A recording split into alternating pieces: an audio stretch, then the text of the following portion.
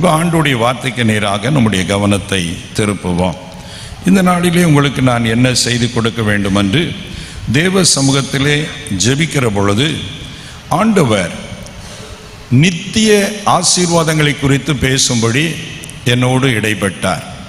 ஆகவே இந்த நாள் ஆண்டவர் தந்திருக்கிற செய்திக்கான தலைப்பு நித்திய ஆசீர்வாதங்களை தருகிற நித்தியமான தேவன் என்பதாகும். நித்திய ஆசீர்வாதங்களை தருகிற நித்தியமான தேவன்.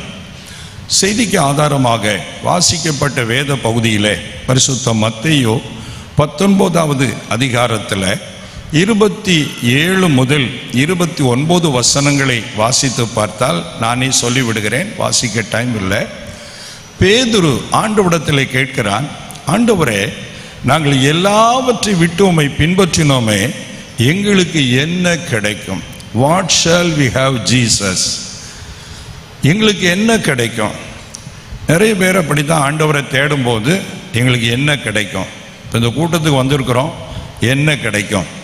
சிலர்லாம் கூட்டத்துக்கு ஏன் போகிறாங்க அப்படின்னா, உங்களை சொல்லலை, பிரியாணி போடுவாங்களா, மட்டன் போடுவாங்களா, அப்படி அதுக்காக போகிற மக்கள் எல்லாம் இருக்கிறார்கள். என்ன கிடைக்கும்?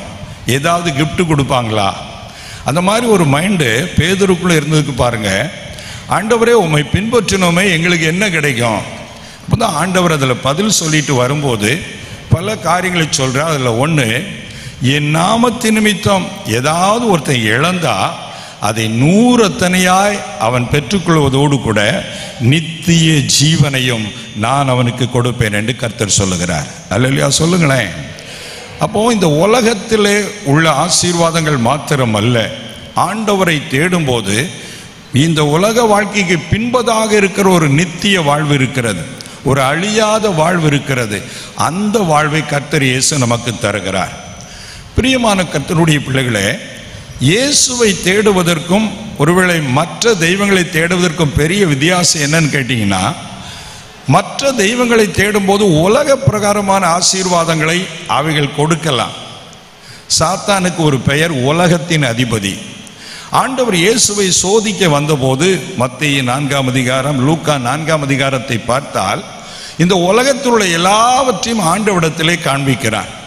காண்பித்து விட்டு சொல்லுகிறான், இவைகளை நான் உமக்கு கொடுக்கிறேன், என்னை நீர் காலில் விழுந்து பணிந்து கொண்டால் எல்லாம் உம்முடையதாகும்னு சொல்றான்.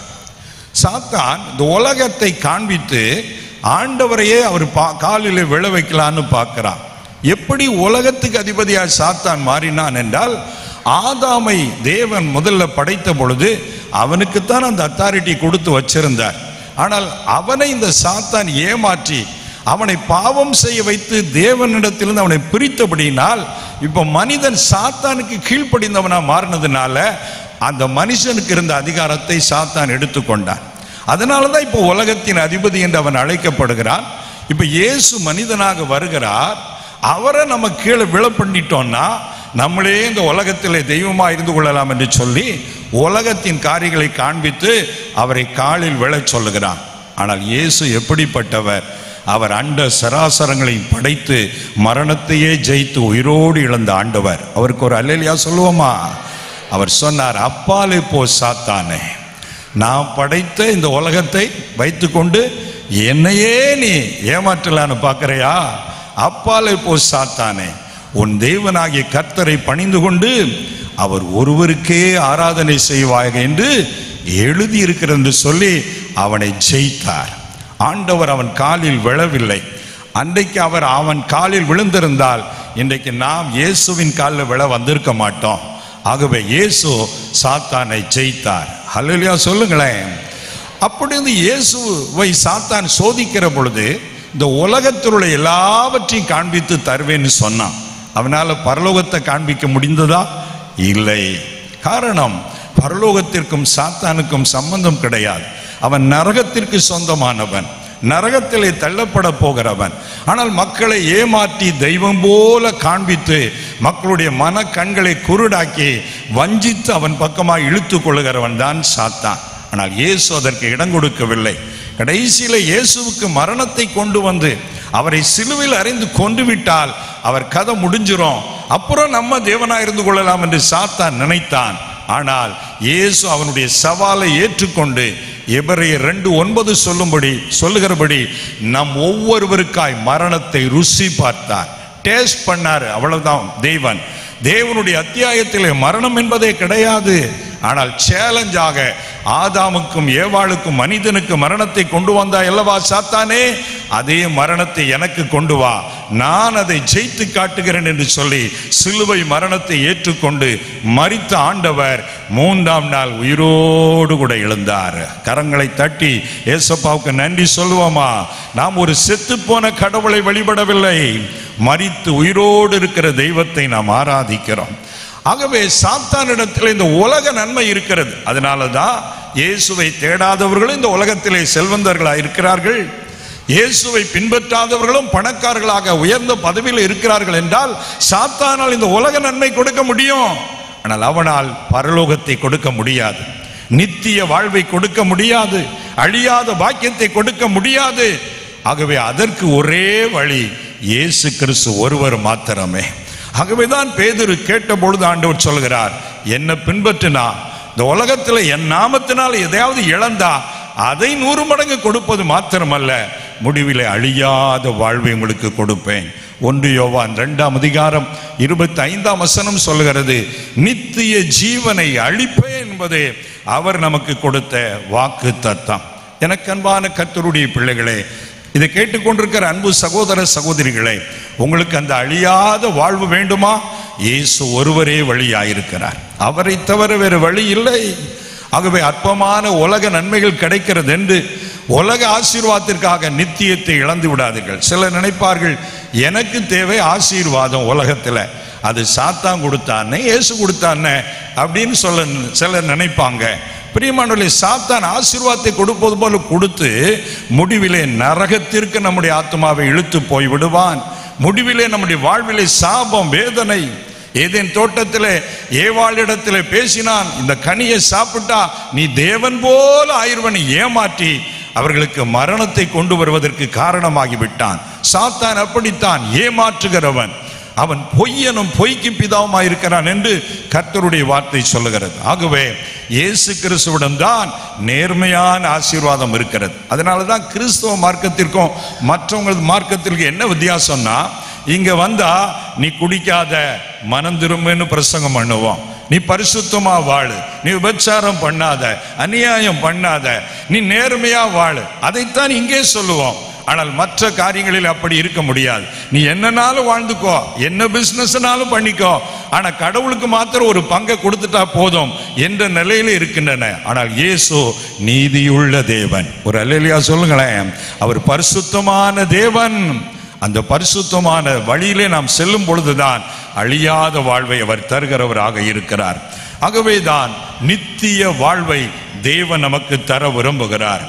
இந்த நித்தியம் என்று சொல்லும் பொழுது 2 விதமான நித்தியங்கள் இருக்கிறது. கொஞ்சம் நான் ஆழமா சில காரியங்களை கொடுக்கப்பட்ட டைம்குள்ளே சொல்ல போகிறேன், கொஞ்சம் கவனமா கவனிக்கணும்.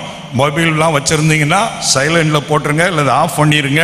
யார் இடையில எழுந்து அங்கங்க நடமாடாதீங்க. தேவன் 3ஆம் நாளிலே நிறைவாய் கிரியை செய்யும்படி நம்மத்திலே உலாவி கொண்டிருக்கிறார். அல்லேலூயா சொல்லுங்க. ஆன்லைன்ல தொலைக்காட்சியில பார்க்கிற நீங்களும் மற்ற வேலைகளை ஒதுக்கி வைத்து விட்டு முழு அட்டென்ஷனோடு இதை கேட்பீங்கன்னு சொன்னா உங்களையும் கர்த்தர் ஆசீர்வதிக்க போகிறார். மகிமையான நன்மை உங்களுக்கு வரப்போகிறது. நித்தியம் அப்படின்னா அழியாத ஒரு வாழ்க்கை, முடிவே இல்லாத வாழ்க்கை, எட்டர்னல் லைஃப், எவர்லாஸ்டிங் லைஃப் என்று சொல்லுவார்கள். நம்முடைய தேவன் மோசையை சந்தித்த பொழுது மோசே அவரிடம் கேட்கிறார், உம்முடைய நாமம் என்ன எனக்கு சொல்ல வேண்டும், உம்முடைய பெயர் என்ன எனக்கு சொல்ல வேண்டும். ஆண்டவர் சொன்னார், யாத்திரா 3:14, நான் இருக்கிறவராகவே இருக்கிறேன். I am who that I am. நான் இருக்கிறவராக இருக்கிறேன்னா எனக்கு சாவே கிடையாது, நான் என்றென்றைக்கும் இருக்கிறவர். அதை எபிரேய வார்த்தையில ஜெகோவா என்று சொல்லி அழைக்கிறார்கள். யெகோவா என்றால் சாவாமை உள்ளவர், இருக்கிறவராகவே இருக்கிறவர். அவரைத்தான் கர்த்தர் என்று அழைக்கிறோம். அந்த இருக்கிறவராகவே இருக்கிற தேவன் உலக தோற்றத்துக்கு முன்னே இருக்கிறார், ஆதி முதல் இருக்கிறார். அதனால்தான் பைபிள்ல முதல் வார்த்தை சொல்கிறது, ஆதியிலே தேவன் வானத்தையும் பூமி சிருஷ்டித்தார். அப்படியானால் வானம் பூமி உண்டாக்கப்படுவதற்கு முன்பதாகவே நம்முடைய தேவன் இருக்கிறார். ஹல்லேலூயா சொல்லுங்களேன்.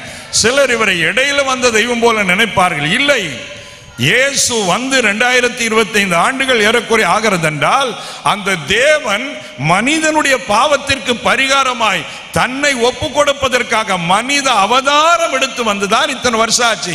ஆனால் இவர்தான் அவர் என்றென்றைக்கும் இருக்கிறவர். அதனால்தான் இயேசு சொல்லுகிறார், நான் அல்பாவும் ஒமேகாவுமாய் இருக்கிறேன், நான் ஆதியும் அந்தமுமாய் இருக்கிறேன் என்று கர்த்தர் சொல்லுகிறார். ஆம், என்றென்றைக்கும் இருக்கிறவர். மனிதர்கள் பிறக்கலாம், வாழலாம், மரிக்கலாம், அதோடு முடிந்துவிடும். ஆனால் அவரோ அப்படி அல்ல, என்றென்றைக்கும் வாழ்கிறவர். அந்த தேவன் மனிதனை படைக்கும் பொழுது மனிதனும் தேவனை போல சாகா வரமுடையவனாய் இருக்கணும் தான் படைத்தார். ஆனால் அந்த மனிதன் பாவம் செய்ததின் விளைவாக, சாத்தானுடைய தூண்டுதலுக்கு இடம் கொடுத்து வஞ்சிக்கப்பட்டதின் விளைவாக மரணத்தை தேடிக்கொண்டார். அந்த மரணம் முதலிலே ஆத்தும மரணம் என்ற அந்த மரணம் மனிதனுக்கு வந்தது. தேவனை விட்டு பிரிக்கப்படுதல், தேவனுடைய தொடர்பை விட்டு விலகிச் செல்லுதல், அதுதான் ஆத்தும மரணம் என்று சொல்லப்படுகிறது. நமக்கு உலக பிரகாரமான ஒரு காரியத்தை செய்யும் போது மனம் ஆவல் கொள்ளுகிறது. ஆனா ஜெபம், ஆண்டவருடைய காரியம், பைபிள் படிக்கணும்னா மனம் அதிலே ஆர்வம் கொள்வதில்லை என்றால் உங்கள் ஆத்துமாவிலே மரணம் இருக்கிறது என்று சொல்லி அர்த்தம். தேவனை விட்டு நீங்க தூரமா இருக்கிறீர்கள். அப்படிப்பட்ட ஆத்தும மரணத்திலிருந்து நம்மை விடுவிப்பதற்காகத்தான் இயேசு சிலுவை மரணத்தை அனுபவித்தார். ஹல்லேலூயா சொல்லுங்களேன். அதற்கு பின்புதான் சரீர மரணம். இப்படிப்பட்ட சரீர மரணம் நமக்கு வரக்கூடாது என்றுதான் படைத்தார். பாவத்தின் விளைவாகத்தான் மரணம் வந்தது. ஆதியாகமம் 3ஆம் அதிகாரம் 16-17 வசனங்களை வாசித்து பார்த்தால், இனி நீ மண்ணா இருக்கிறாய், மண்ணுக்கு திரும்புவாய் என்று தொடர்ந்து ஆண்டவர் அங்கே சொல்லுகிறார். பாவம் தான் மனிதனுக்கு மரணத்தை கொண்டு வந்து விட்டது. ஆனாலும் தேவன் பார்க்கிறார், இந்த மனிதன் சரீரத்தை விட்டு உயிர் போகிற நிலையில அந்த சரீர மரணம் வந்தா கூட இவனுக்குள்ளே இருக்கிற அந்த ஆத்துமாவை மீட்டு சரீரத்திலே ஒரு மீட்பை தந்து, இவனுக்கு ஆதியிலே நான் படைத்த பொழுது என்ன ஒரு நிலையில படைத்தேனோ அதே நிலைக்கு இவனை கொண்டு வரணும்னு சொல்லிதான் இயேசு மனிதனாய் வந்து மரித்து மரணத்தை ஜெயித்து உயிரோடு எழுந்து இன்றைக்கும் அவர் உயிரோடு கூட இருக்கிறார். ஒரு அல்லேலூயா சொல்லுங்களேன்.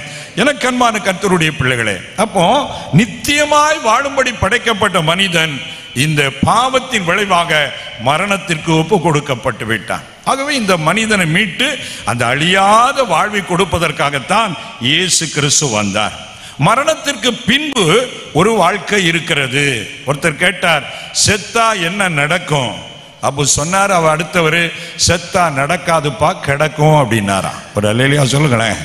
செத்தா என்ன நடக்கும்னு கேட்டதுக்கு செத்தா நடக்காது, என்ன செய்யும்? செத்தா கிடக்கும்னார். என்னது கிடக்கும்? பாடி கிடக்கும். ஒரு கணவனுக்கும் மனைவிக்கும் சண்டை வந்து மனைவி வந்து கணவர் ரொம்ப திட்டாங்க. திட்டின உடனே கணவருக்கு ஆத்திரம் வந்து சொன்னார், என்னை இந்த மாதிரி திட்ட, நான் செத்தா முக்கில் நான் வச்சிருக்கும் போது முன்னாடி உட்காந்து அழுத எட்டிக்கிட்டு மிதிச்சிருவேன்னாரா. நீ தான் செத்து போனே பிறகு எங்கே எட்டிக்கிட்டு மிதிக்க? ஒரு அல்லேலூயா சொல்லுங்க. சரி, அவ்வளவு ஆத்திரம். அப்போ மரணத்தோடு எல்லாம் முடிந்தது என்று நினைக்கிறோம். இல்லை, மரணத்திற்கு பின்பும் வாழ்வு இருக்கிறது. ஒரு வசனத்தை வாசிக்கலாமா? 1 தீமோத்தேயு 4ஆவது அதிகாரம் 8ஆவது வசனத்தை பாருங்கள். அதிலே கர்த்தருடைய வார்த்தை இப்படி சொல்கிறது. 1 தீமோத்தேயு 4ஆம் அதிகாரம் 8ஆவது வசனம். சரீர முயற்சி அற்ப பிரயோஜனம் உள்ளது, தேவ பக்தியானது இந்த ஜீவனுக்கும் இதற்கு பின்வரும் ஜீவனுக்கும் வாக்குத்தத்தம் உள்ளதாகையால் எல்லாவற்றிலும் பிரயோஜனம் உள்ளது. பாருங்க, சரீர முயற்சி அப்படின்னா இந்த ஆங்கிலத்தில் பாடிலி எக்ஸசைஸ், லிட்டில் பெனிஃபிட் அப்படின்னு சொல்லப்பட்டிருக்கிறது. அதாவது நம்ம சரீரத்தை நல்லா வச்சுக்கிறதுக்கு, இன்னும் கொஞ்ச நாள் இந்த பூமியில் நல்லா வாழ்றதுக்கு எக்ஸசைஸ் பண்றாங்க.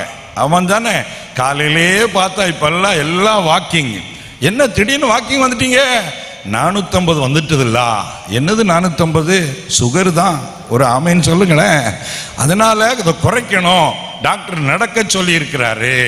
5 மணிக்கு ஜெபம் வச்சா வருவீங்களா? முன்னால வர மாட்டோம். ஆனா இப்போ 4 மணிக்கே எந்திரிச்சு நடக்கிற ஆட்களா இருக்கிறோம்.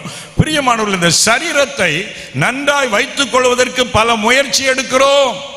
அது நல்லது.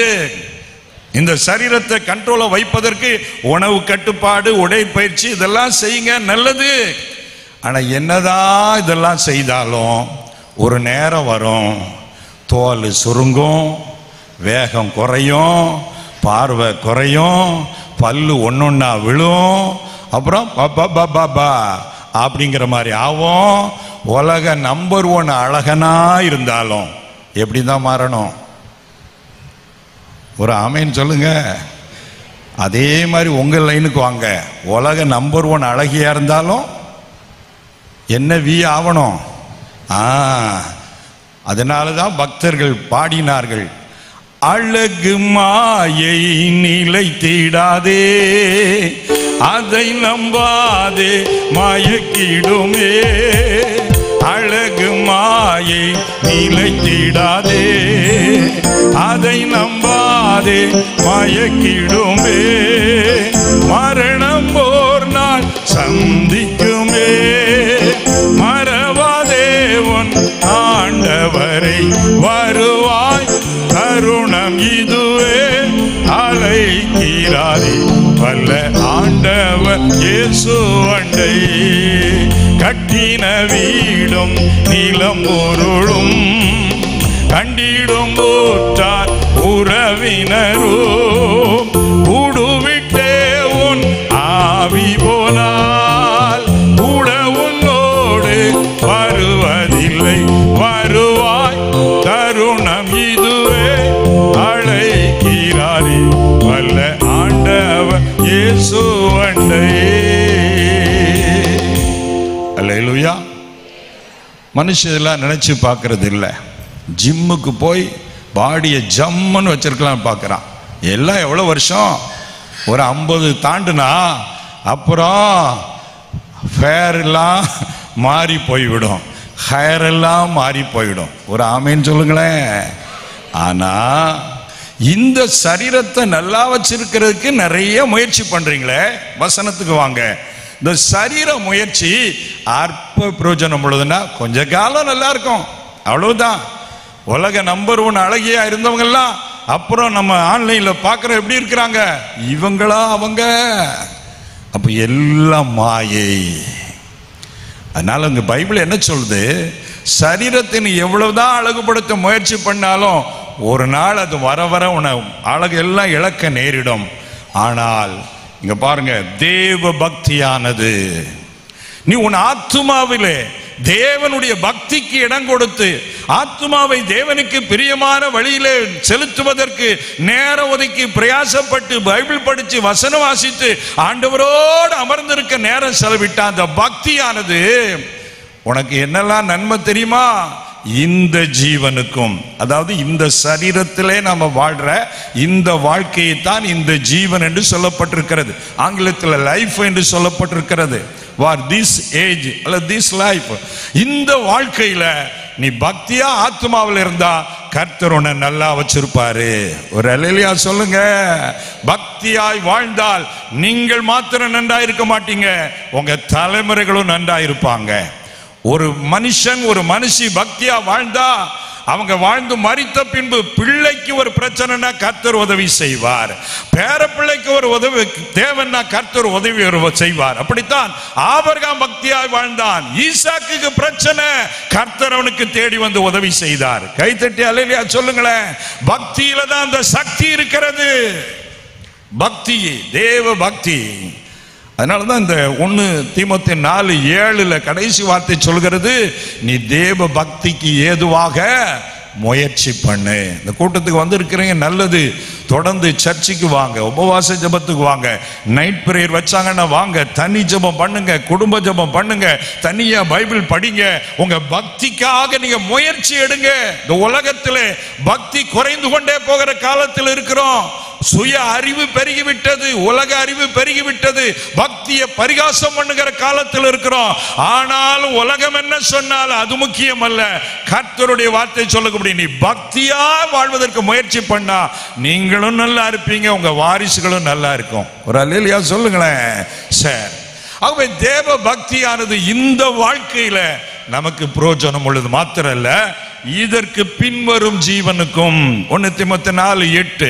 அப்ப இந்த வாழ்க்கை மரணத்தோடு முடிகிறது இல்ல, மரணத்துக்கு பின்னால ஒரு வாழ்க்கை இருக்கிறது. அதுதான் அழியாத வாழ்க்கை, அதுதான் நித்திய வாழ்க்கை. அந்த நித்திய வாழ்க்கையும் உனக்கு பிரயோஜனமா இருக்கணும்னு சொல்லிதான் பக்தியா வாழ உன்னை ஒப்புக்கொடு, பிரயாசப்படு என்று ஆண்டவருடைய வார்த்தை சொல்லுகிறது.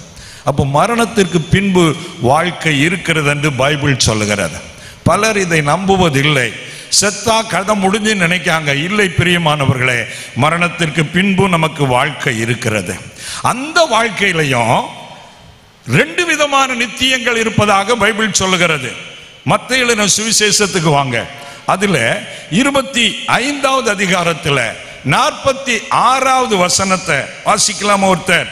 மத்தேயு 25ஆம் அதிகாரம் கடைசி வசனம் 46வது வசனம். அந்தப்படியே இவர்கள் நித்திய ஆக்கினையை அடையவும், நீதிமான்களோ நித்திய ஜீவனை அடையவும் போவார்கள். பாருங்க, ஒன்னு நித்திய ஆக்கினை, இன்னொன்னு நித்திய ஜீவன். நித்திய ஆக்கினை என்பது நித்திய தண்டனை, நித்திய நரகம். அது சாத்தானுக்கு நியமிக்கப்பட்ட இடம். அதே மத்தேயு 25:41 வசனத்தை பாருங்க. அப்பொழுது இடது பக்கத்தில் நிற்பவர்களை பார்த்து அவர், சபிக்கப்பட்டவர்களை என்னை விட்டு பிசாசுக்காகவும் அவன் தூதர்களுக்காகவும் ஆயத்தம் பண்ணப்பட்டிருக்கிற நித்திய அக்கினியிலே போங்க.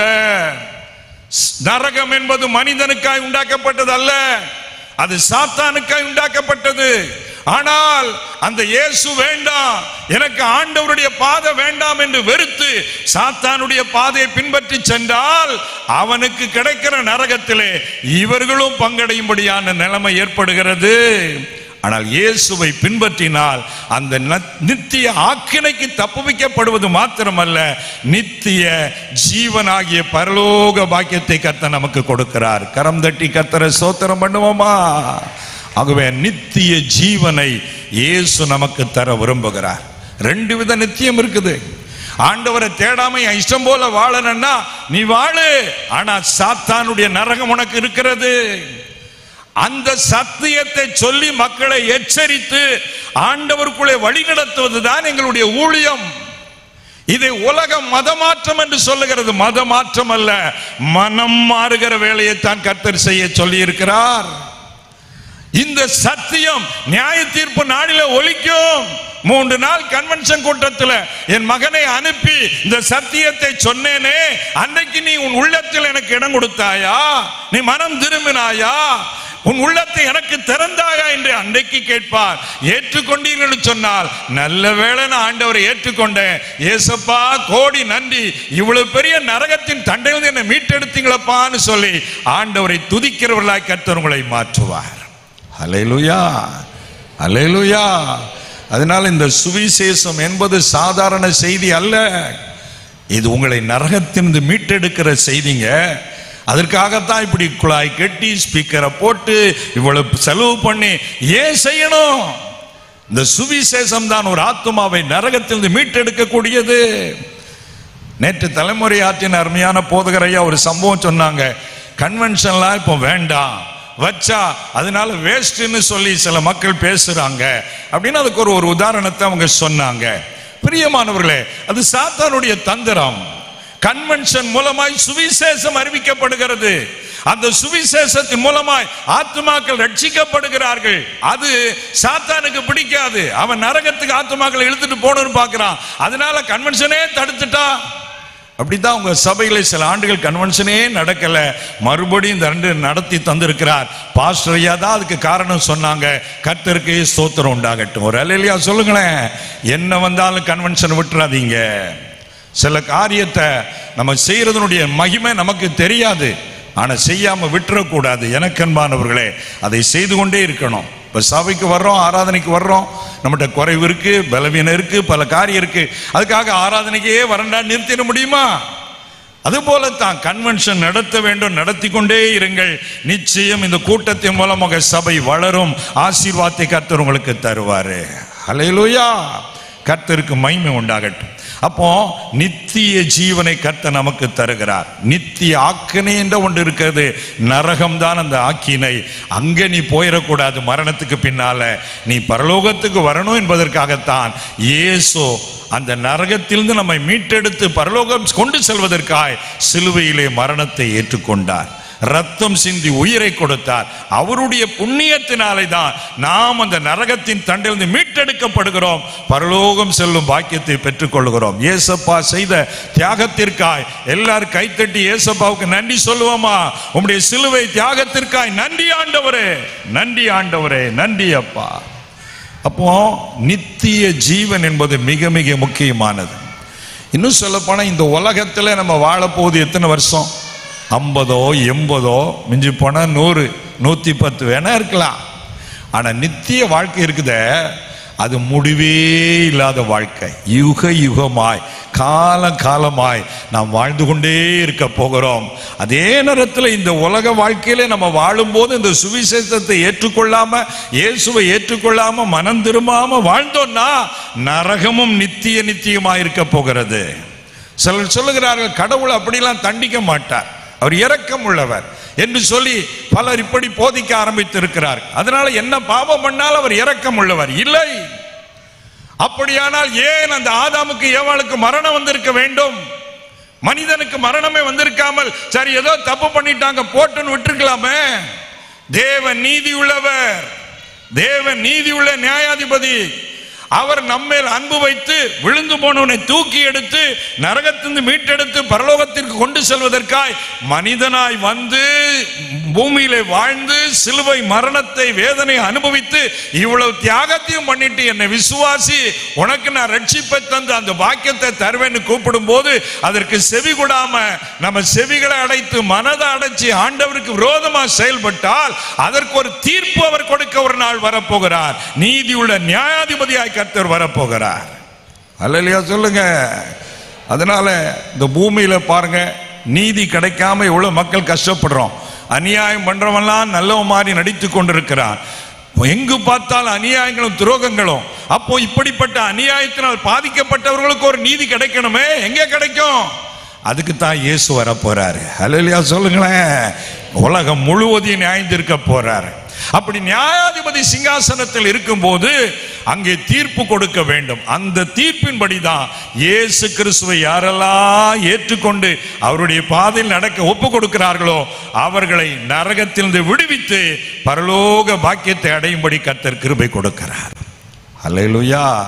அதனால இந்த ராத்திரி வேளையில நீங்க ஒரு தீர்மானம் எடுங்க, நான் இன்று முதல் அந்த நித்திய வாழ்வை அடையும்படி நான் இயேசுவின் வழியிலே செல்ல விரும்புகிறேன், ஆண்டவருடைய பாதையிலே செல்ல விரும்புகிறேன் என்று தீர்மானம் எடுத்தால் நீங்கள் பாக்கியவான்கள், நீங்கள் பாக்கியவதிகள்.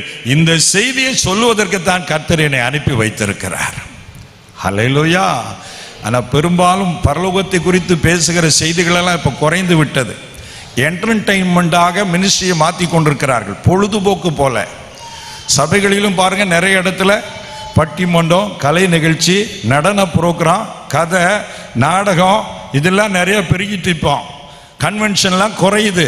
ஏன்? அது வேல்டு, அதுல நித்திய ஜீவனுக்கான சத்தியம் கிடையாது. டைம் பாஸ் ஆகும், ஜாலியா இருக்கும், நல்லா சிரிக்கலாம். ஆனா இந்த மாதிரி கூட்டத்துல தான் சத்தியத்தை கர்த்தர் நமக்கு வெளிப்படுத்தி கொடுப்பார். ஆத்துமாவை குறித்த காரியங்கள் எல்லாம் இங்கதான் வெளிப்படுத்தப்படும். ஒரு அல்லேலூயா சொல்லுங்களேன். அவை சாத்தான் வஞ்சனையாக என்டர்டெயின்மெண்ட் பண்ணு, ஜாலியா நட, ஊழியங்கள், ஆராதனைகள் என்ற பெயரிலே கேலி கூத்தாக காரியங்கள் நடக்கிறது. அதெல்லாம் கர்த்தர் விரும்புவதில்லை. தேவ பக்தி, பரிசுத்தம், நீதி, தாழ்மை, அன்பு, ஜெப வாழ்க்கை, ஆத்தும பாரம், பரலோகத்தை குறித்த தரிசனம், வருகைக்கு ஆயத்தப்படுத்தணுமே, இதெல்லாம் இந்த சத்தியத்தின் பாதையிலே நடக்கிற காரியத்துல தான் கர்த்தர் நமக்கு வெளிப்படுத்துவார். இதெல்லாம் நீங்க தெளிவா இருக்கணும். மற்றபடி ஏமாந்துடக்கூடாது. ஊழியர்கள் என்ற பெயரிலேயே இன்றைக்கு தவறான காரியங்கள் நிறைய வந்து விட்டது. அப்ப உங்க ஆத்மாவுக்கு பிரயோஜனமா இருக்குதான்னு இந்த காரியத்தை நீங்க பார்க்கணும். அது ஆண்டவருக்குள்ள உங்களை நெருக்கமா வாழ செய்தான்னு சொல்லி பார்க்கணும். அந்த காரியத்துக்கு முக்கியத்துவம் கொடுங்க. அப்போதான் அது கர்த்தரை சந்தோஷப்படுத்தும். அல்லேலூயா சொல்லுங்களேன். ஆகவே பிரியமானவர்களே, நித்திய ஜீவனுக்கு ஏதுவாக உங்கள் வாழ்க்கையின் காரியங்களை அமைத்துக் கொள்ளுங்கள். சரி, நித்திய ஜீவன் என்று சொல்லும் பொழுது வெறுமனே பரலோகம் மாத்திரம் அல்ல. பரலோகம் மிக மகிமையான வாசஸ்தலம். பரலோகத்தை வர்ணிக்க வார்த்தையே கிடையாது. அப்படி பரலோகத்தின் காரியங்கள் எல்லாம் ஒரு பக்கம் இருந்தாலும் இங்கே பைபிள்ல நிறைய காரிய நித்தியத்தை குறித்து சொல்லப்பட்டிருக்கிறது.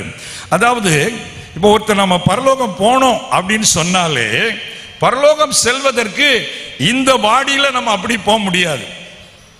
சில ஆவிக்குரிய ரகசியங்களை உங்களுக்கு சொல்றேன். இப்போ விண்வெளிக்கு வீரர்கள் செல்லுகிறார்கள், விண்வெளிக்கு வீரர்கள் அனுப்பப்படுறாங்க. அப்படி அவங்க ஒருத்தர் விண்வெளிக்கு போனோம்னா அவர் பட்டம் பெற்று இருக்க வேண்டும், அவருக்கு விமானம் ஓட்ட தெரிந்திருக்க வேண்டும், ஜெட்டு விமானம் போல. ஏன்னா அங்க பறக்க வேண்டும் ஆகாயத்தில். அங்க இந்த மாதிரி மனுஷன் வசிப்பதற்கேற்ற காற்று கிடையாது. ஆகாயத்தில் மிதக்கிறது போல இருக்க வேண்டும். அதற்காக பூமிக்கு கீழே தண்ணீருக்குள்ளே ஆழமாய் புகுந்து அங்கே அதற்கான வசதிகளை செய்து பயிற்சி எடுக்கிற காரியம் எல்லாம் இருக்கிறது. உணவு இந்த பூமியில சாப்பிடுற மாதிரி அங்கெல்லாம் சாப்பிட முடியாது. ஆகவே அதற்கு நிறைய கட்டுப்பாடுகள் காரியங்கள் இருக்கிறது. இதே போலத்தான் கர்த்தர் நம்மை பரலோகத்துக்கு அழைத்து செல்ல வேண்டும். அந்த நித்திய வாழ்வை தர வேண்டுமானால் இந்த சரீரத்தையும் ஆத்துமாவையும் அதற்கேற்றபடி மறுரூபப்படுத்தும்படியாகத்தான் நமக்கு போதனைகளையும் பரிசுத்தாவின் அபிஷேகத்தையும் கிருபைகளை தந்து நமக்குள்ளே நாளுக்கு நாள் மறுரூபத்தை ஏற்படுத்தி கொண்டே இருக்கிறார். அதற்குத்தான் சபையை, ஊழியர்களை கர்த்தர் நமக்கு தந்திருக்கிறார். ஒரு அல்லேலூயா சொல்லுங்க. இந்த பாடி அப்படியே பறக்க முடியாதுங்க, நிறைய பயிற்சி வேணும். பூமியிலிருந்து சுமார் 400 கிலோமீட்டருக்கு உயரமா அங்கே விண்வெளி நிலையம் இருக்கிறது. ரஷ்யா, அமெரிக்கா, இன்னும் சில நாடுகள் சேர்ந்து விண்வெளி நிலையம் அங்கே அமைத்திருக்கிறாங்க. சேட்டலைட் எல்லாம் இங்கிருந்து அனுப்பப்படுகிற பொழுது அங்கிருந்து தான் எல்லாத்தையும் கவனிக்கிறாங்க. பல காரியங்கள் விண்வெளி நிலையத்திலே நடக்கிறது. அந்த விண்வெளி நிலையத்துக்கு போயிட்டு வரணும்னாலே இந்த சரீரத்தை அப்படியே போக முடியாது, நிறைய ட்ரெயின் அப் பண்ணப்பட வேண்டும். அப்படி இருக்கிற பொழுது நம்ம பரலோகத்திலே போய் வாழணும்னு சொன்னா நமக்கு எவ்வளவு ஆயத்தம் தேவை, இந்த சரீரம் எவ்வளவு மாற்றப்படணும். அதனால தான் கர்த்தர் வரும் பொழுது 2 வித வருகை குறித்து பைபிள் சொல்கிறது. முதல்ல இயேசு மாம்சத்தில் வந்தது முதல் வருகை. 2வது மறுபடியும் நம்ம இல்லாம அழைத்து செல்ல அவர் வரப்போகிறார். வந்து உலகத்தை நியாயம் தீர்க்க போகிறார். 1000 வருஷம் அரசாட்சி செய்ய போகிறார். அந்திகிறிஸ்துவினுடைய ஆட்சியெல்லாம் இருக்கிறது. இது நிறைய சத்தியம் இருக்கிறது, டைம் இல்லை சொல்றதுக்கு. ஏன்னா முதல் நாள் வரும்போது நீங்க உங்களுடைய காரியங்களை எதிர்பார்த்து வருவீங்க. அப்போ உலக பிரகாரமா ஆவிக்குரிய செய்தி கொடுக்கணும். இப்படி பல காரியம் இருக்கு. அதனாலதான் மேக்சிமம் 3வது நாள் இந்த நித்திய காரியங்களை குறித்து தான் எங்கே போனாலும் பேசுறது. ஏன்னா நம்ம மனநிலையும் இருக்க வேண்டும். நம்ம ஒரே ஹைலே நின்னா மக்கள் தூங்கிடுவாங்க, இல்லது எழும்பி போயிடுவாங்க. ஆகவே உங்க மைண்ட் இதை கேட்கறதுக்கு ப்ரிப்பரேஷன் ஆகணும். அதுக்கு தான் 2 நாளை ஆக்கி 3வது நாள் இந்த காரியத்தை சொல்ல வைக்கிறார் கர்த்தர். ஒரு அல்லேலூயா சொல்லுங்களேன். அப்போ இந்த சரீரத்தை குறித்து நிறைய ரகசியம் இருக்கிறது. இயேசு கிறிஸ்து மீண்டும் வரப்போகும் போது 2வது வருகை என்று சொல்லப்பட்டாலும் அந்த 2வது வருகையிலே முதலாவது ரகசிய வருகை நடக்க போகிறது. அந்த ரகசிய வருகையின் போது என்ன நடக்க போறது அப்படின்னு சொன்னா, நீங்க ரட்சிக்கப்பட்டு பரிசுத்தாவின் அபிஷேகம் பெற்று பரிசுத்தமான தேவனோடு ஐக்கியம் வைத்து ஆண்டவரோடு தொடர்புல இருந்தீங்கன்னா திடீரென எக்காலம் தொனிக்குமாம், எக்கால சத்தம். அதை குறித்து 1 தெசலோனிக்கேயர் 4ஆம் அதிகாரத்தில் 14 to 17 வரைக்கும் நீங்க வாசிங்கன்னா தெரியும். 1 கொரிந்தியர் 15ஆம் அதிகாரம் 51ஆம் வசனம் முதல் 57 வசனங்கள் வரை சொல்லப்பட்டிருக்கிறது. அந்த தேவ தூதர்கள் இறங்கி வருவார்கள், எக்கால சத்தம் தொனிக்கும். அது யாருக்கு கேட்கும் தெரியுமா? இப்ப இந்த செய்தி கொடுக்கும் போதே கர்த்தருடைய சத்தத்தை கேட்கிற பழக்கம் உங்களுக்கு இருந்தா, ஆண்டவர் பேசுறாரு, ஆண்டவர் உணர்த்துறாரு, ஆண்டவர் இதை செய்யாதுன்னு சொல்றாரு, இந்த அனுபவம் உங்களுக்குள்ள இருக்குன்னு வைங்க. நீங்க கர்த்தருடைய சத்தம் கேட்டு பழகினவர்கள், அப்படிப்பட்டவர்களுக்கு தான் அந்த எக்கால சத்தம் கேட்கும். ஒரு அல்லேலூயா சொல்லுங்க. அந்த ஆன்மீக சேவையை அடைத்து கொண்டவர்களுக்கு கேட்காது. அப்படி அந்த சத்தம் கேட்கும் போது உங்களுக்குள்ளே ஏற்கனவே பரிசுத்த ஆவியானவர் இருக்கிறபடினால், இயேசுவின் ரத்தத்தால் நீங்கள் கழுவப்பட்டவர்களாக இருக்கிறபடினால், இமைப்பொழுதிலே கர்த்தர் உங்களை மறுரூபமாக்கி அப்படியே ஆகாயத்தில் அவரோடு கூட கர்த்தர் எடுத்துக் கொள்வாரா. அல்லேலூயா சொல்லுங்களேன். அதே வேளையில ஏற்கனவே வருகைக்கு முன்பதாக மரித்தவர்கள் இருக்கிறார்கள் அல்லவா, அதிலே கிறிஸ்துவோடு வாழ்ந்து மரித்தவர்கள் இருக்கிறார்கள் அல்லவா கல்லறைக்குள்ளே, அவர்களையும் கர்த்தர் முதலாவது எழுப்புவார். பின்பு அவர் வருகிற டைம்ல உயிரோடு இருக்கிற ஆயத்தமா இருக்கிற பிள்ளைகளை ஆயத்தமாக்கி மறுரூபப்படுத்தி கர்த்தர் எடுத்துக்கொள்வார். ஒரு அல்லேலூயா சொல்லுங்களேன். அப்போ இந்த சரீரத்தை அந்த உலகத்திற்கு போகக்கூடிய அளவுக்கு மறுரூபப்படுத்தி கர்த்தர் மாற்றமாக்கி விடுகிறார். இந்த சரீரம், இப்போது இருக்கிற இந்த சரீரம் பாவ சோதனைகள் தொட வாய்ப்பு உண்டு, வியாதி பலவீனத்தோட வாய்ப்பு உண்டு, இந்த சரீரத்தில் மரணம் வர வாய்ப்பு உண்டு. ஆனா அந்த சரீரத்தில் வியாதி இருக்காது, அதை மரணம் தொட முடியாது. அந்த சரீரம் முழுவதும் மறுரூபமாக்கப்பட்ட இயேசுவின் சரீரத்தை போல மாற்றப்பட்டு விடும். கைத்தட்டி அல்லேலூயா சொல்லுவோமா? அல்லேலூயா. ஒரு கதை சொல்றேன், ரொம்ப நேரம் சீரியஸாவே பேசுறேன், கொஞ்சம் சிரிக்கிற மாதிரி ஒரு கதை சொல்றேன். ஒரு ஊர்ல ஒரு பட்டிக்காட்டு மனுஷன் இருந்தான். அவன் முதலாக பட்டணம் ஒன்றிற்கு போகிறான். போனால் அங்கே பல மாடி உயர கட்டடம் இருக்கிறது. பார்க்கிறான், நம்ம ஒரு குடிசை வீட்டில் இருக்கிறோம், பெரிய மழை பெஞ்சாலே அது வீடு விழுந்து அழிஞ்சு போகிறது. இந்த பல மாடி கட்டடம் எப்படி அசையாமல் நிற்கிறதுன்னு பார்க்குறான். பார்த்து கொண்டு இருக்கிற போதே அந்த கட்டடத்தில் மேலே கீழே போயிட்டு வரக்கு லிஃப்ட் வச்சுருப்பாங்களே, அது லிஃப்ட்டுன்னு அவனுக்கு தெரியல. பார்க்குறான், இந்த லிஃப்ட் வந்து இறங்குகிறது, கதவு திறக்கிறது, ஒரு வயசான பாட்டியம்மா உள்ளே போகிறாங்க. லிஃப்ட் போகுது, கொஞ்ச நேரம் கழிச்சு அதே லிஃப்ட் வந்து இறங்குகிறது, உள்ளேருந்து ஒரு வாலிப பெண் வெளியே வர்றாங்க. இவன் பட்டிக்காட்டுக்காரன் பார்த்தீங்களா, மைண்டில் யோசிச்சிட்டான், கட்டடம் தான் அசையாமல் இருக்குன்னு பார்த்தா அதில் ஒரு மிஷின் இருக்குது, பாட்டியை உள்ளே அனுப்புனா வாலிப பிள்ளையாக மாற்றி வெளியே கொண்டு வந்துடுது. ஒரு அல்லேலூயா சொல்லுங்களேன். அவன் மின்னல் வேகத்தில் யோசித்தான், நம்ம வீட்டம்மாவுக்கு ரொம்ப வயசாகி போச்சு, அதனால் அவங்கள கொண்டாந்து உள்ளே தள்ளினா கொஞ்சம் வாலிபில் மாறி ஆத்திமை அப்படின்னு சொல்லி வேகமாக ஊருக்கு போய் மனைவியை கூப்பிட்டு வந்து, அதுக்கு ஒன்றும் புரியலை, அது பெப்ப அப்படிங்கிறது, கையில் 10-50 ரூபா கொடுத்து போ, அதுக்குள்ளே போயிட்டு வா அப்படின்னு சொல்லி அனுப்பி வைக்கான். இப்போ அதே மாதிரி லிஃப்ட்டுக்குள்ளே போகுது, இவன் வெளியே நின்று வெயிட் பண்ணிக்கிட்டே இருக்கிறான், அவள் வருவாளா? அவன் மனைவியை சொன்னேன். ஒரு அல்லேலூயா சொல்லுங்க. ஆகவே பார்க்குறான், லிஃப்ட் வரக்கு நேரம் ஆகிட்டே இருக்கிறது.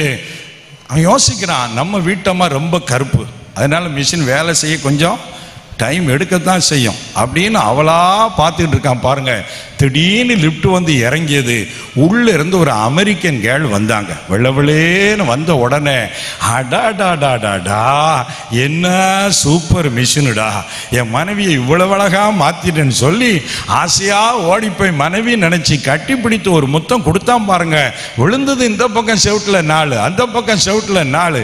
Idiot nonsense, what are you doing அப்படி இப்படின்னு உடனே அவன் அடிய பொருட்படுத்தல யோசித்தானா, ஆமா எங்க வீட்டம்மாவுக்கு இங்கிலீஷ்லாம் தெரியாத, ஆளை மாத்திரதான் மாத்திருக்க பார்த்தா இங்கிலீஷும் சொல்லி கொடுத்து அனுப்பியிருக்கிற அப்படின்னு சொன்னானா. ஒரு அல்லேலூயா சொல்லுங்களேன். இது ஒரு கதை, உங்களை சிரிக்க வைக்கிறேன்னு சொன்ன கதை. இப்படி ஆளை மாத்திர மிஷின் எங்கேயாவது இருக்கா? இருந்தா விடுவீங்களா? இந்த அழகு நிலையோன்னு உன்னை வச்சுட்டு படுத்துற பாடு இருக்க. கர்த்தருக்கு ஸ்தோத்திரம், வேற லெவலில் ஆக்கியிருந்தாங்க பொண்ணு. ஆனால் கல்யாணத்துக்கு அடுத்த நாள் பார்த்தா தான் இதுவா அது அப்படின்னு யோசிக்க வேண்டியிருக்கு. பிரியமானவர்கள், எல்லாம் காசு, அதுக்கு எவ்வளவு காசு பாருங்களேன், பணம். கல்யாணத்தோட சர்ச்சில் பீஸ் கொடுக்க யோசிக்கான், என்னையா அதுக்குள்ள கூட்டிட்டாங்களாங்க, ஆனால் அந்த பீஸ் எல்லாம் நல்லா கொடுத்துருதான். கர்த்தருக்கு ஸ்தோத்திரம். பிரியமான கர்த்தருடைய பிள்ளைகளை, இப்படிலாம் ஆளை மாத்திரக்கு மிஷின் வந்தா கன்வென்ஷனுக்கு யார் வருவா? அங்க போய் தான் மாத்தி போயிட்டே இருப்போமே. அதான் சொல்கிறேன், என்னதான் மேக்கப் பண்ணாலும் ஒரு லெவல் தான், அதுக்கப்புறம் மனுஷ வாழ்க்கை எல்லாம் மறைந்து போகக்கூடியதுதான். ஒரு ஆமேன்னு சொல்லுங்க. இந்த கதையை ஏன் சொன்னேன் அப்படின்னா, எப்படி அந்த வயசான பாட்டியம்மாவை வாலிபனா மாத்தணும்னு ஆசை இருந்ததோ, அதை போல இப்ப வயசாக ஆக ஆக ஐயோ முடி வெள்ளையாயிட்ட, கண்ணாடியில 10 தர பார்த்து அதுக்கு படுற கவலைய பார்த்தா ஐயோ என்ன பண்ணலாம், அந்த தைலத்தை தேய்க்கலாமா, இந்த தைலத்தை தேய்க்கலாமா, அந்த ஊர்ல போய் மேக்கப் பண்ணலாமா, படுற பாட பார்த்தா சிலருக்கெல்லாம் ஐயோ என்ன பாடு. பிரியமானவர்களே, நான் சொல்லுகிறேன், கர்த்தர் உங்களுக்கு ஒரு குட் நியூஸ் வச்சிருக்கிறாரு. நீங்கள் ரட்சிக்கப்பட்டு அபிஷேகம் பண்ணப்பட்டு பரிசுத்த பாதையிலே நடந்தால் இயேசுவின் வருகை நாளில் எக்காலம் தொனிக்கும் போது இயேசு நீங்க எவ்வளவு மோசமான ஆளா இருந்தாலும் அவரை போல அழகுள்ளவர்களாய் மாற்றிவிட போகிறார். கைத்தட்டி அல்லேலூயா சொல்லுங்க. 1 யோவான் 3ஆம் அதிகாரம் 1-2 வசனங்கள் அப்படி சொல்லுகிறது. நாம் இப்போது தேவனுடைய பிள்ளைகளாய் இருக்கிறோம், இனி எவ்விதமாய் இருப்போம் என்று இன்னும் வெளிப்படவில்லை. ஆகினும் அவர் வெளிப்படும் போது நாம் அவரை தரிசிக்கிறதினால் அவருக்கு ஒப்பா இருப்போம் என்று அறிந்திருக்கிறோம்.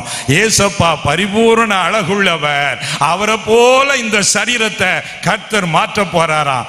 ஆகவே அந்த சரீரத்தை தந்துதான் நித்திய வாழ்க்கை வாழ நமக்கு கிருபை தருகிறார். அல்லேலூயா. இதை வச்சுதான் ஃபாதர் ஒரு பாட்டு எழுதினாரு. உருமாற்றம் அடைந்து முகமுகமாக என் இயேசுவை காண்பேன், தொட்டு தொட்டு பார்ப்பேன். கொஞ்சம் படிக்கலாமா அந்த ஒரு சரணத்தை? கொஞ்சம் கை தட்டி ஒரு அல்லேலூயா சொல்லுங்களேன். Thank you Lord. பரலோகம்தான் என் பேச்சு, பரிசுத்தம்தான் என் மூச்சு. பரலோகம்தான் என் பேச்சு, பரிசுத்தம்தான் என் மூச்சு. கொஞ்ச காலம் இந்த குற்றிமா வேளையில, கொஞ்ச காலம் இந்த பூமியில இயேசுவுக்காய் ரொம்ப ஏத்தாதீங்க. ஆமென்.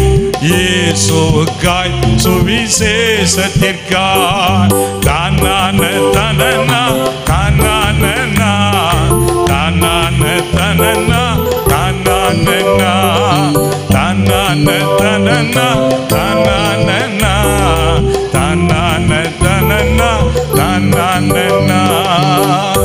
அல்லேலூயா. எல்லாருக்கும் தெரிஞ்ச பாட்டு தானே. வாயில அப்பளமா வச்சிருக்கீங்க, கொஞ்சம் வாயை திறந்து படிக்க கூடாதா? ஒரு அல்லேலூயா சொல்லுங்க. பாடலாமா? உருமாற்றம் அடைந்து முகமுகமாக என் இயேசுவை காண்பேன். உருமாற்றம் அடைந்து முகமுகமாக என் இயேசுவை காண்பேன். தொட்டு தொட்டு பார்ப்பேன், இயேசுவை தொட்டு தொட்டு பார்ப்பேன்.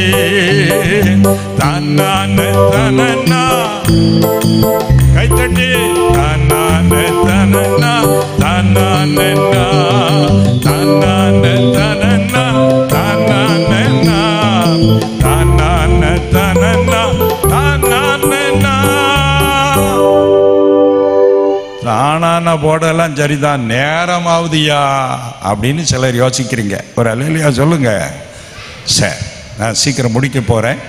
இது பெரிய மெசேஜ், 3 நாளும் இதை பற்றியே பேசலாம். என்ன பிரச்சனைனா, ஒரு இடத்துல 4 நாள் கன்வென்ஷன், 3 நாள் இப்படி ஆவிக்குரிய செய்தியே பேசிக்கிட்டு இருந்தேன். 4ஆவது நாள் கர்த்தர் சொன்னார், இதை விட்டுட்டு இன்றைக்கி மக்களுடைய உலக ஆசீர்வாதத்திற்காக பேசி அவங்களுக்கு ஜெபம் பண்ணுப்பா அப்படின்னு செய்தி கொடுத்தார். அப்போ எனக்கு தரிசனத்தில் ஒருத்தர் வந்து என்கிட்ட செய்தியை குறித்து சண்டைக்கு வர்ற மாதிரி ஒரு தரிசனம். 4ஆவது நாள் இந்த உலகப்புறமான செய்தி கொடுத்து எல்லாம் ஜெபிச்சு முடிச்சுட்டேன். ஒருத்தர் வந்தார், கமிட்டி மெம்பர். கர்த்தருக்கு ஸ்தோத்திரம் வருதார், இன்றைக்கி நல்ல வேளை இந்த செய்தி கொடுத்து எங்களுக்காக ஜெபிச்சிங்க. நேற்று கமிட்டி மெம்பர்களுக்குள்ளே சண்டை வந்துட்டு. எதுக்குயா சண்டை வந்தது? என்னையா செய்தியாளர், இன்னைக்கு சாப்பிடக்கு வழியில் பரலோகம்னு பேசிட்டு இருக்காரு அந்த ஆளு. ஒரு அல்லேலூயா சொல்லுங்களேன். அதனால பெரிய சண்டை வந்துட்டு பிரதர், இன்னைக்கு மட்டும் இந்த செய்தி கொடுக்கல பெரிய பிரச்சனையா இருக்குன்னார். அந்த மாதிரி மைண்டில் இருந்தால் நான் எப்படி பரலோகத்து பேசுறது? அதனால தான் முதல் 2 நாள் உலக காரியங்களை பேசிட்டு 3ஆவது நாள் இப்படி வருது. சரி, சீக்கிரத்தில் நான் முடிக்க போகிறேன்.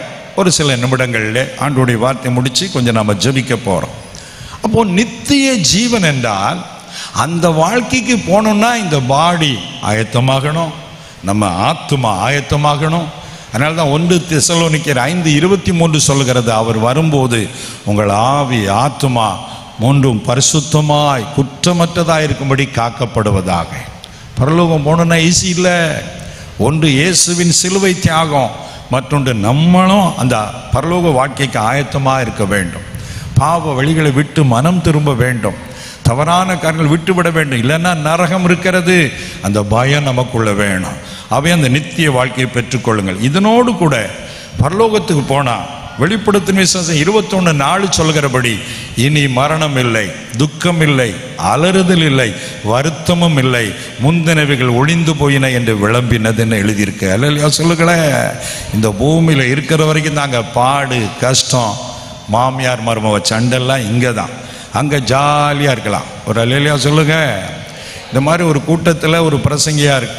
யாருக்கெல்லாம் பரலோகம் போகணுன்னு ஆசை இருக்குது கை வைத்துங்க அப்படின்னு கேட்டாராம். எல்லாரும் கை உயர்த்தினாங்களாம். ஒரு சகோதரி முன் வரிசையில் இருந்தாங்க. கை உயர்த்த போனாங்க, பின்னால் திரும்பி பார்த்தாங்க. பார்த்துட்டு கை கீழே போட்டாங்க. பிரசங்கியார் அதை பார்த்துட்டார்.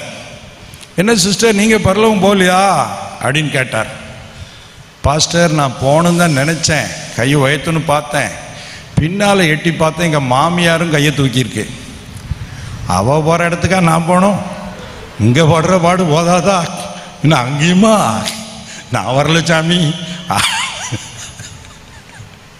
அங்கே அந்த பிரச்சனைலாம் கிடையாது. அல்லையா சொல்லுங்களேன். பூமியில் தான் இந்த மாதிரி மனுஷிக உறவு, மாமா அத்தை சித்தப்பா மச்சான் மாமா எல்லாம். அங்கே எல்லாரும் தேவனுடைய பிள்ளைகள். அல்லையா சொல்லுங்க. இந்த மாம்ச உணர்வெல்லாம் அங்கே இருக்காது. அங்கே எல்லாம் தேவ சுபாவமாய் கர்த்தர் மாற்றுவார். அதனால தான் ஒரு பழைய பாட்டு, தேவ சாயல் ஆக மாறி தேவனோடு இருப்பேன், பாட்டு படிக்க டைம் இல்லை. அப்போ தேவ சாயலாகவே கர்த்தர் நம்ம மாற்றிடுவார். என்ன பாக்கியம்! நம்ம மைண்டு செட்டப்பே மாறிடும். ஆத்மா மறுரூபமாக்கப்பட்டுரும், சரீரம் மறுரூபமாக்கப்பட்டுரும். அழியாத நித்திய வாழ்க்கை. எத்தனை பேருக்கு அந்த வாழ்க்கையை அடையணும்னு ஆசையாக இருக்குது? இப்போ நீங்கள் முன்னால் பின்னால் பார்த்து கையை தூக்காதீங்க. மாமியார் பிரச்சனைலாம் கிடையாதுன்னு சொல்லிட்டேன் நான் முதல்ல. ஒரு அல்லையா சொல்லுங்க. பரலோகம் போனாதான், அதுதான் லைஃப்பில் ரொம்ப முக்கியம். அது மாத்திரம் அல்ல, பரலோகம் முழுவதும் பரிசுத்தவான்கள் நிறைந்த இடம். வெளிப்படுத்தின விஷயம் 21:27 சொல்லுகிறது, தீட்டுள்ளதும் பொய்யையும் அருவருப்பையும் நடப்பிக்கிறதுமாகிய ஒன்றும் அதில் பிரவேசிப்பதில்லை. அங்கே எல்லா பரிசுத்தவான்கள். அல்லையா சொல்லுங்க. ஆமாம், அப்படியே எட்டி பார்த்து நான் நகையை பாரு, கழுத்தில் எவ்வளோ தண்டி போட்டுக்கா பாரு, அதெல்லாம் அங்கே கிடையாது. ஒரு அல்லையா சொல்லுங்களேன். ஆமாம் பிரியமானவர்களே, பரலோகம் முழுவதும் பரிசுத்தவான்கள். ஆண்டவர் மறுரூபப்படுத்தி தான் அங்கே கொண்டு போவார், ஃபில்டர் பண்ணிடுவார் கர்த்தர். அதனால தான் பாவிகளுக்கு நரகம், ஆனால் பரிசுத்தவான்களுக்கு தான் பரலோகம். என்ன ஒரு பாக்கியத்தை கர்த்தர் தரப்போகிறார். ஹல்லேலூயா சொல்லுங்களேன். அவை மகிமையான வாழ்வு நமக்கு இருக்கிறது. அந்த பாக்கியத்தை பெற்றுக்கொள்ள யார் விரும்புறீங்க? அந்த வாழ்க்கையை பெற்றுக்கொள்ள எத்தனை பேர் ஆசைப்படுறீங்க? ஜீவ கிரீடம் இருக்கிறது, ஜீவ நதி இருக்கிறது, ஜீவ தண்ணீர் இருக்கிறது, என்னெல்லாமோ அங்க இருக்கிறதுங்க. அவை அங்க எப்படி போறது? ஒரே நிமிஷத்தில் சொல்றேன். முதல்ல இயேசுவின் ரத்தம் உங்களுடைய பாவங்களை கழுவி சுத்திகரித்து இருக்கிறது என்ற நிச்சயத்தை உங்க ஆத்மாவில் பெற்றுக்கொள்ளுங்க. நான் ரட்சிக்கப்பட்டிருக்கிறேன். அந்த இயேசுவின் ரத்தம் தான் உங்களை அங்கே கொண்டு போய் சேர்க்க தகுதிப்படுத்துகிறது. அல்லேலூயா சொல்லுங்க. இரண்டாவது, பரிசுத்தாவினுடைய முத்திரையை பெற்றுக்கொள்ளுங்கள். எபேசியர் 1:13-14 சொல்கிறது, மீட்கப்படும் நாளுக்கென்று முத்திரையாக பெறுகிற பரிசுத்த ஆவி. எபேசியர் 4:30 அப்படி சொல்லுகிறது. அவை அபிஷேகத்தை பெற்றுக்கொள்ளுங்க. அடுத்து நன்மை செய்யுங்க. மத்தேயு 25:30-40 வசனங்கள் வாசித்தால், பசியா இருந்தேன் எனக்கு போஜனம் கொடுத்தீங்க, தாகமாயிருந்தேன் தாகத்தை தீர்த்தீங்க. அதனாலதான் எங்க ஊழியத்தில் அப்படி நிறைய பேருக்கு நன்மை செய்கிறோம். அதுபோல நன்மை செய்யுங்க. நாலாவதாக உங்க விசுவாசத்தை காத்து கொள்ளுங்க. 2 தீமோத்தேயு 4:7-8 படி, நல்ல போராட்டத்தை போராடினேன், ஓட்டத்தை முடித்தேன், விசுவாசத்தை காத்து கொண்டேன், இது முதல் எனக்காய் நீதியின் கிரீடம் வைக்கப்பட்டிருக்கிறது. அதனால சோதனை கஷ்டம் வரும்போதே உங்க விசுவாசம் தான் பாதிக்கப்படும். என்ன வந்தாலும் அந்த விசுவாசத்தை இழந்துடாதீங்க. கடைசியாக மற்றவர்களுக்கு ஆண்டவரை பத்தி சொல்லுங்க, சுவிசேஷ அறிவிங்க, ஆத்ம ஆதாயம் பண்ணுங்க. பரலோகத்தில் இடம் உண்டு. ஜெபிக்கும்படி எல்லாரும் எழுந்து நிற்போமா? ஆண்டவரை நோக்கி பார்ப்போம். Thank you Lord. நன்றி ராஜா. வர வேண்டும் தேவ ஆவியே, எங்கள் மத்தியிலே வர வேண்டும்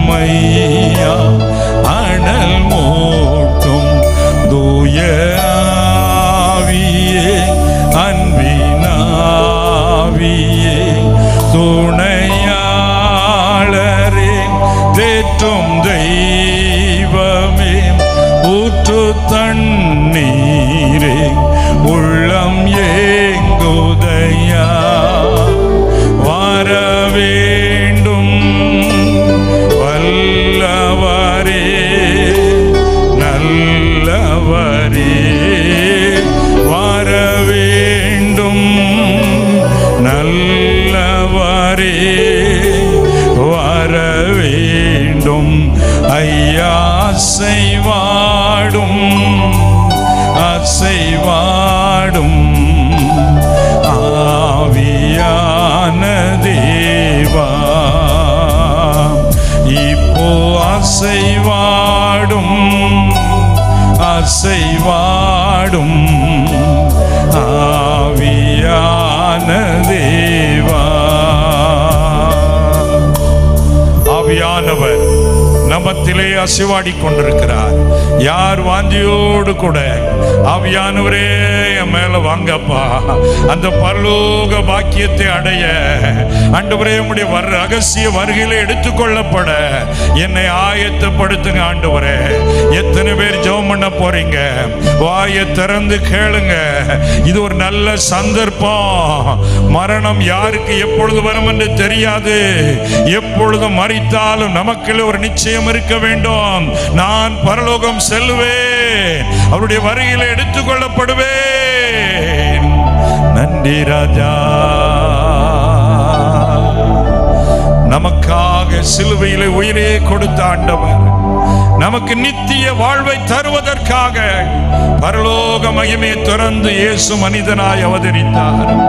எல்லாரும் கல்வாரி காட்சியை முன்னிறுத்தி இயேசுவே என் பாவங்களை மன்னியும் அப்பா, என்னை உம்முடைய இரத்தத்தினால் கழுவி அருளும் ஆண்டவரே. ஆண்டவரே என் பெயரை இந்த ஜீவ புத்தகத்தில் எழுதி அருளும் ஆண்டவரே.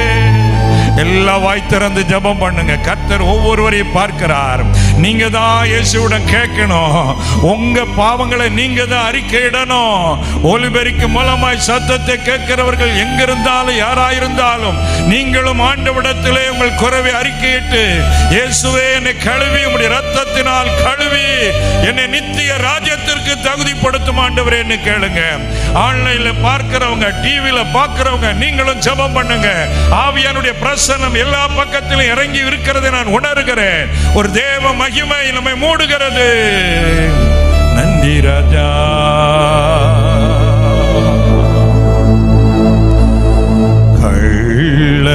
கள்ளனாயினும் நீ பெற்ற பிள்ளை அல்லோ,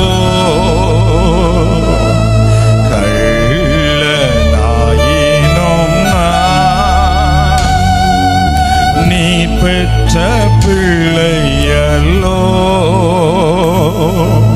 கள்ளனோ கருள் செய்த நீ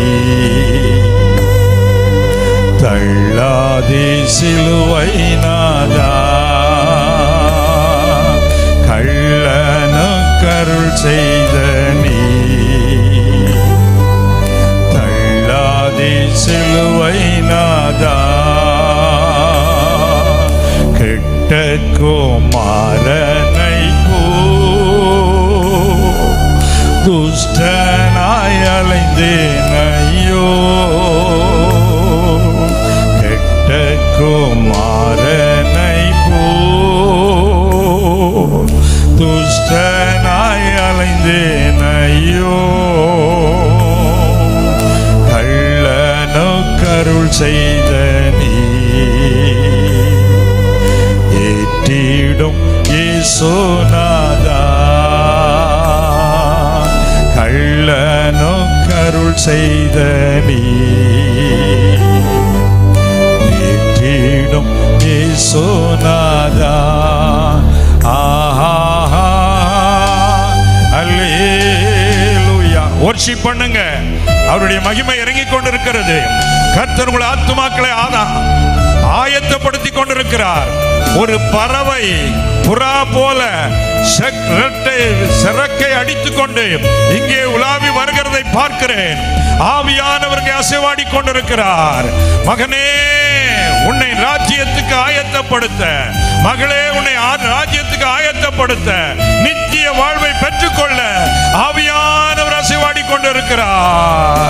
நன்றி ராஜா, நன்றி ராஜா.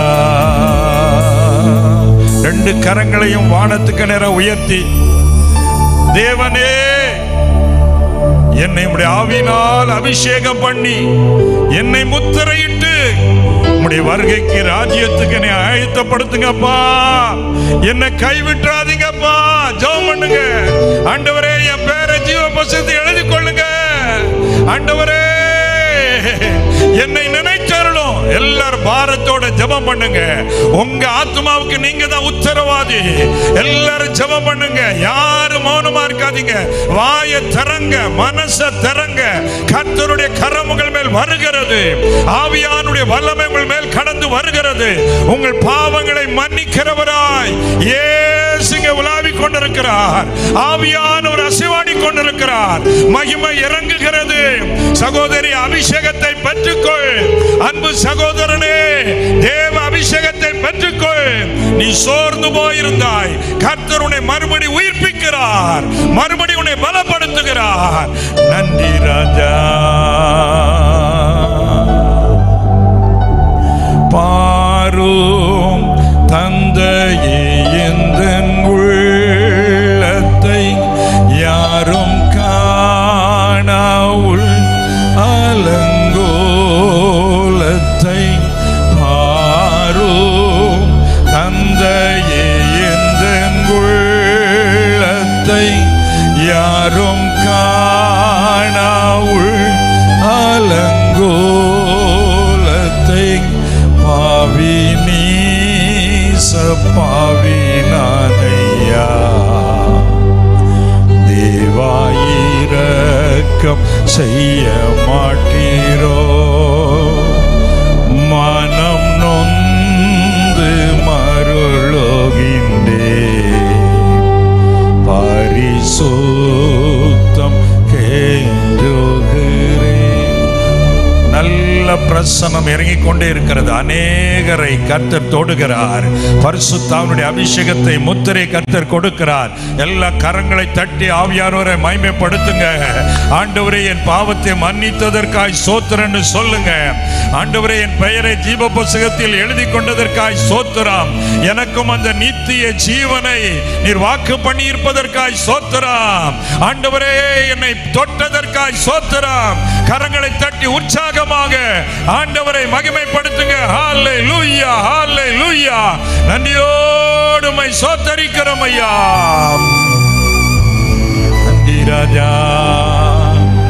பரிசுத்தர் கூட்டம் இயேசுவை போற்றி பாடி மகிழ்ந்தாடி அங்கே கூடிட, பரமானந்த கீதம் அங்கே எழும்ப, நீ அங்கிருப்பாயோ, நீ அங்கிருப்பாயோ, நீ அங்கிருப்பாயோ, சொல் என் மனமே. நான் அங்கிருப்பேனே, நான் அங்கிருப்பேனே, நான் அங்கிருப்பேனே என் இயேசுவோடே. நான் அங்கிருப்பேனே, நான் அங்கிருப்பேனே, நான் அங்கிருப்பேனே என் இயேசுவோடே. Hallelujah, hallelujah, hallelujah, hallelujah, hallelujah, hallelujah, hallelujah, hallelujah. கர்த்தருடைய வல்லமை நம்மை தொட்டபடியினாலே எல்லாரும் மறுபடி கரங்களை தட்டி கர்த்தரை ஸ்தோத்திரம் பண்ணுங்க. மகளே, உன் பாவம் மன்னிக்கப்பட்டது. மகனே, உன் பாவம் மன்னிக்கப்பட்டது. இனி நீ என்னுடைய பிள்ளை. உன்னை என்னுடைய ஆவியினால் முத்திரையிட்டு இருக்கிறேன். நான் உன்னை நரகத்திற்கு தப்புவித்து உன்னை தகுதிப்படுத்துகிற கர்த்தர்.